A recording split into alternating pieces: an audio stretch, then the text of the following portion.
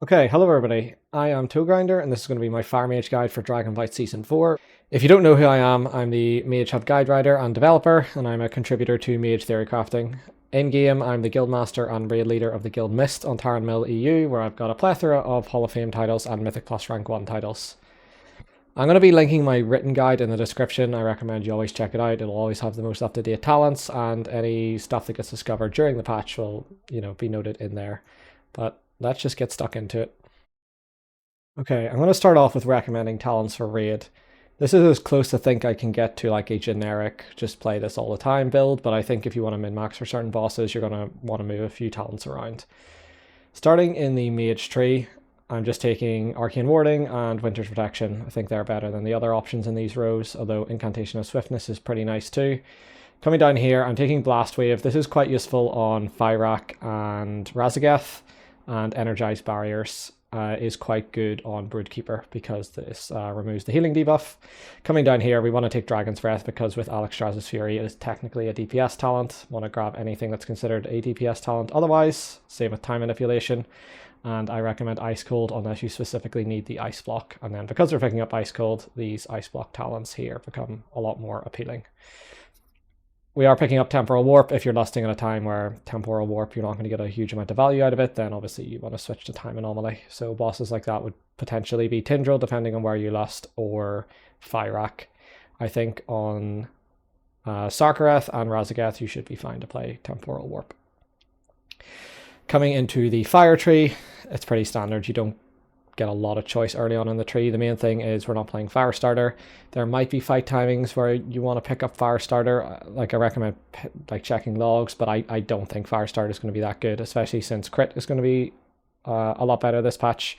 Coming down here, Phoenix Flames is a lot better with the tier set, so we want to pick up Alexstrasza, Call the Sun King. Just turns Phoenix Flames into a real spell, which is quite good with our tier set.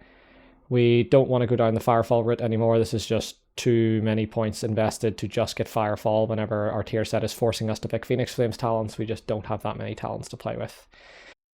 The Fire Mage rotation revolves around Hot Streak. So how Hot Streak works is you crit once and you get Heating Up, which is this thing here. And then if you crit again, you get Hot Streak, which makes our next Pyroblast or Flamestrike instant, like so. So how we want to navigate most of the rotation is we'll cast Fireball until one crits and gives us Heating Up. We'll Fire Blast during the cast, and then we will Pyroblast at the end to spend the Hot Streak. The reason we do this is because both spells will land at the same time, and if one of those spells crits and the other one doesn't, we gain a Heating Up, but we don't lose it again from the spell that didn't crit. So you always want to cast Fireball before spending the Pyroblast Hot Streak. You want to do this the whole way through the filler rotation. Always Fireball, Fireblast during the cast, and then Pyroblast at the end of the cast. Never just cast Pyroblasts on their own.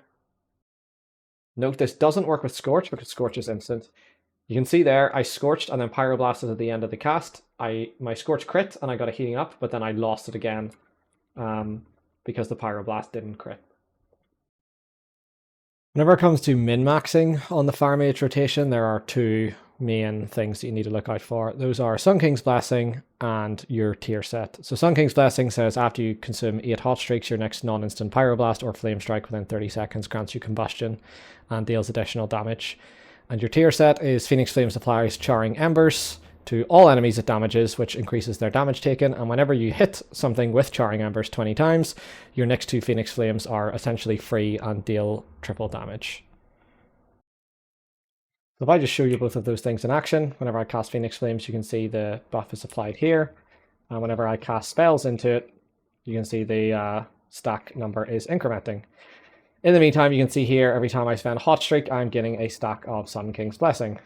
Refresh this debuff. So these are going to be the two most important things in the rotation.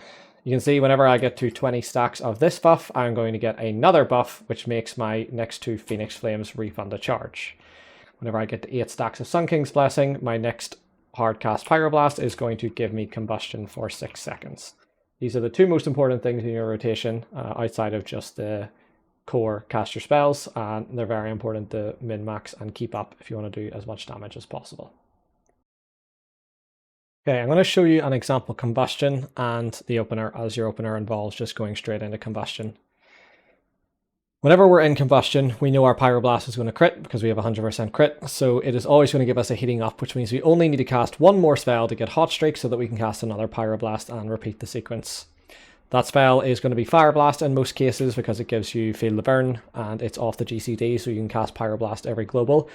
But you do not have enough Fireblast to always cast Fireblast as that in-between spell. So how we decide what the in-between spell is if we don't have Fireblasts is we'll use Phoenix Flames if we need to refresh our tier set. We'll use Fireball if our Flame Accelerant buff is up, and if neither of those things are true, we will use Scorch. We do not want to use Phoenix Flames as the in-between spell that often unless we're refreshing the buff, because our tier set encourages us to use those Phoenix Flames more spread out, and with Alexstrasza's Fury we can use it outside combustion to force Sun King's Blessings. So I'm just going to show an example. You'll always start with a precast Fireball into Phoenix Flames and then go into combustion.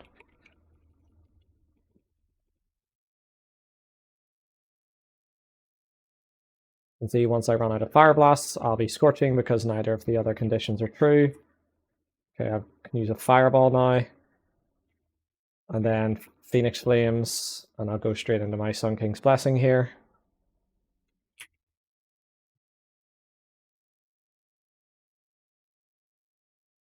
And that is combustion. So one thing I just showed off there was what's called a double pyroblast trick. So there's a few situations where you might scorch during combustion and you need to be aware of the double pyro trick. So it essentially lets you cast 2 pyroblasts in a row without generating in between. And this only works when all spells are guaranteed to crit. So to perform this trick, you simply cast Scorch with a hot streak, or you can convert a heating up into a hot streak during the cast. And then at the end of the cast, you can press Pyroblast twice. So you might be wondering, why does this work? So your Scorch cast finishes and you have a hot streak, but you do not gain heating up or hot streak immediately because there's a server side delay in you gaining that buff. And then during that delay, you then consume your current hot streak with a Pyroblast. You then gain heating up from your Scorch once the server's done applying the buff, and then your Pyroblast lands and converts that heating up into a hot streak, and then you can Pyroblast again. So this is pretty useful during combustion if you ever need to Scorch. It's nice because it lets you have more control over when you refresh your Feel the Burn buff. I'll show you a sped up version with Time Warp, which might be a little bit more realistic in most scenarios. I'm going to do the same thing again, except I'm going to go into Time Warp, and then I'll go into Combustion, spend my Fire Blasts first, and Scorches, cast Sun King's Blessing, refresh my Pyroblast buff. Okay, I can Fireball now.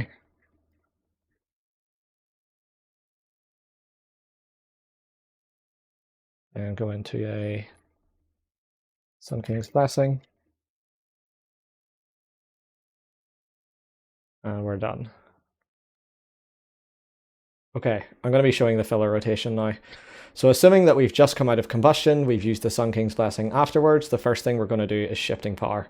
And then we're going to go into that cycle I showed where you cast Fireball. If you have a heating up, you Fireblast during the cast, and then you Pyroblast at the end. During our filler rotation, due to our tier set, we get a lot of Phoenix Flames and they're guaranteed to crit. So what we want to do is we want to use our Phoenix Flames and our Dragon's Breath aggressively to force our Sun King's Blessing stacks up high while using as little Fire Blasts as possible, and then we save the Fire Blasts for the Sun King's Blessing itself, where we go into the combustion, we consume all those Fire Blasts, we'll build up some Sun King's Blessing stacks, and then here we're going to use our Phoenix Flames, which is instant crit, to build back up to the 8 stacks of Sun King's Blessing. You can see here, Phoenix Flames twice because they're both guaranteed to crit, Sun King's Blessing, and then into combustion as it is back off cooldown. And I'm just going to do a normal combustion rotation, prioritizing Fire Blasts, Scorch if I have no Fire Blasts, Phoenix Flames to maintain the buff that was about to fall off there, and then Fireball with the Flame Accelerant buff. And then you do want to use your Sun King's Blessing procs inside combustion as well. Okay, I'm going to be showing the execute rotation with Searing Touch and Improved Scorch. The crux of it is you just replace Fireball with Scorch as your filler spell, and you try and maintain Improved Scorch. For the most part, you will keep Improved Scorch up the entire time anyway, because you cast Scorch so often. You just might need to be careful during combustion that you pay attention, because it might go quite low during combustion, especially if you cast Sun King's Blessing beforehand, because it's a long cast time where the buff might fall off. Outside of combustion, you just want to use your Scorches and your Phoenix Flames to build up to a Sun King's Blessing without spending Fire Blasts, so that you can spend all of the Fire Blasts inside combustion. You do not use Flame Accelerant Fireballs during filler.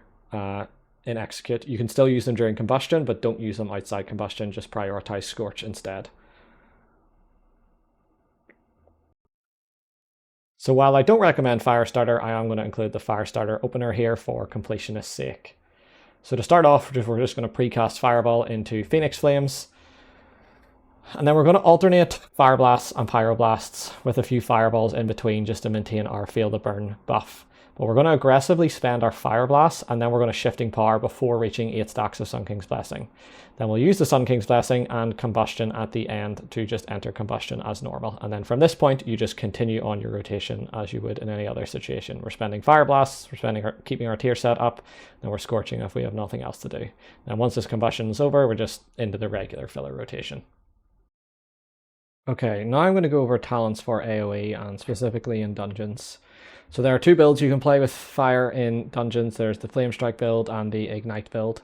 I'll start off with the Ignite build. It's fairly similar to single target. We're dropping Improved Scorch and some other random talents like Flame Accelerant in the 1 point in Controlled Destruction to get down to Meteor and Firefall, as well as picking up Living Bomb. This build is a build where you're going to be primarily doing single target to one mob and then just using Ignite to cleave on the rest of the mobs. I recommend this build for high keys and the Flamestrike build for lower keys. So in the Flamestrike build, some differences. Obviously, we have to go down the right-hand side and pick up the Flamestrike talents, which are Fuel the Fire, Flame Patch, and Incendiary Eruptions. We've also got a point in Phoenix Reborn, and we take the points out of Firefall. And again, we don't use Improved Scorch. The build I'm recommending in the class tree is exactly the same for both builds. It's aimed at dungeons, so if you're doing an AoE raid fight, you might want to change a few talents in here. Mainly, I want to give you a build that you can just pick up and run into dungeons with, so I pick up all of the utility spells. So Spell Steal, Remove Curse, Blast Wave, Dragon's Breath, and Energize Barriers. This is a fairly generic build. You can tune it slightly for specific dungeons, like if you don't need Remove Curse, you can put this point into Winter's Protection or Incantation of Swiftness, or the same if you don't need any of the other utility spells in the tree. So for completionist's sake, I'll show a Ignite AoE Combustion. Because your damage comes from Ignite and Ignite damage comes from doing single target damage, it looks very similar to single target. There's two optimizations we'll make. One, since we have Living Bomb, we can cast Living Bomb prior to combustion so that when all of the explosions happen after it spreads, they happen during combustion and get the crit chance. And in addition to that, we're also casting Meteor. So if we've got a regular combustion, we can cast Meteor before the combustion and then activate combustion and it will get the crit chance. Or if we're in a Sun King's Blessing or something, we can just cast Meteor during the combustion. So you can see to start off here, I'll cast a Living Bomb before the combustion, and then I'll Meteor and combustion before the Meteor lands so that it crits. And then other than that, I am just doing the regular single target. So I'm prioritizing Fire Blasts. If I run out of Fire Blasts, I'm Scorching. I'm keeping up my Phoenix Flames buff. The only difference is I don't really have Flame Acceleration here, so I don't need to worry about casting Fireballs. I'm just going to Phoenix Flames whenever the buff is about to run out and just keep continuing as normal. You can cast Living Bomb during filler. I don't recommend it. I think you should just save it for whenever you're moving or only use it on really big pulls. It doesn't really do that much damage, but using it right before combustion is a decent optimization. Okay, I'm going to show an example of Flamestrike rotation now. It's quite similar, except we replaced Pyroblast with Flamestrike and we don't have Living Bomb. So I'm going to start off with Phoenix Flames again, Meteor, and then Combustion before the Meteor lands. And just go into the regular rotation, prioritizing Fire Blasts. If I don't have Fire Blasts, I will Scorch, and then I will Phoenix Flames to maintain that buff. Now, there is a slight difference between single target and AoE here. So with Pyroblast, the Pyroblast critting will give you heating up, whereas Flamestrike will give you heating up immediately on cast. So if you're casting a spell with a heating up on single target, you can Fire Blast and convert that into a hot streak, spend the hot streak at the end of the cast, and then if both spells crit, you will get another hot streak, which you can then spend again. This doesn't work on AoE because you gain the hot streak instantly before you can spend it. So you can see here, I'm casting a Flamestrike with a heating up, and it's going to crit because I have Sun King's Blessing. If I was on single target here, I could Fire Blast during the cast, convert it to a hot streak, and then spend that hot streak again at the end of the cast, but I can't with Flamestrike. So you can see I'm just keeping it as a heating up, and then I'll gain the hot streak from that Flamestrike, and then I can spend it again at the end of the cast. It's a little bit unintuitive, but it's just something to look out for. But It's the difference with just how the spells work. And then I'm just going to go into our regular filler rotation. Again, I can aggressively spend Phoenix Flames and Dragon's Breath to get up to Sun King's Blessing, and then I can just enter Sun King's Blessing with Flamestrike instead. And again, I'm making sure not to have a hot streak during the cast because I'll munch a heating up at the end if I do that. Okay, so whenever it comes to stats and gearing, I'll show everything on the screen, but I'll start out with stats. So a lot of the time, item level is going to be the best. You're going to need to sim yourself if you want accurate item comparisons, but when it comes to secondary stats, generally haste is going to be the best, followed by verse. So if you're crafting gear, they're usually the two stats you want to go for, followed by crit, and then followed by mastery last. Mastery is good for ignite, but the stat on gear isn't quite as good. You get a lot of free mastery from the combustion, crit, the mastery conversion, and from feel the burn, so you don't actually need that much on your gear for it to be good. Whenever it comes to the Season 4 tokens, that what you want to spend those on, Dreambinder is the best weapon, and Bellorelos and Whispering Incarnate Icon are the best trinkets. The fire rings from Vault of the Incarnates are also quite good, so one gives you shield when you do fire damage and one has a damage proc when you do fire damage. You obviously want to get the damage one first. And then honorable mention to Voice of the Silent Star. It does not have stamina on it, so it's a bit of a kiss curse item. Your raid might not like you using it, but it is the best damage option. Switching over to embellishments, your best embellishments are either going to be Shadow Flame, Armor Patch, or Blue Silken Lining. It comes down to how much uptime you're going to get on the Blue Silken Lining. It's theoretically better if you can keep it up, but you might not always be able to do that. So I recommend checking logs and seeing like what kind of uptime you're getting and then simming it with that uptime. Or if you're lazy, just copy whatever other people are doing. Generally, if you're not sure, I recommend Shadow Flame because it's just a little bit safer. Okay, so thank you all for watching. I hope it wasn't too disorientating because I recorded this across multiple sessions, so hopefully the cam and audio quality isn't too noticeable between them. But yeah, if you liked it, like, comment, subscribe. It does help me out a lot. And yeah, check out my written guide on magehub.com, and I will hopefully see you in the next video.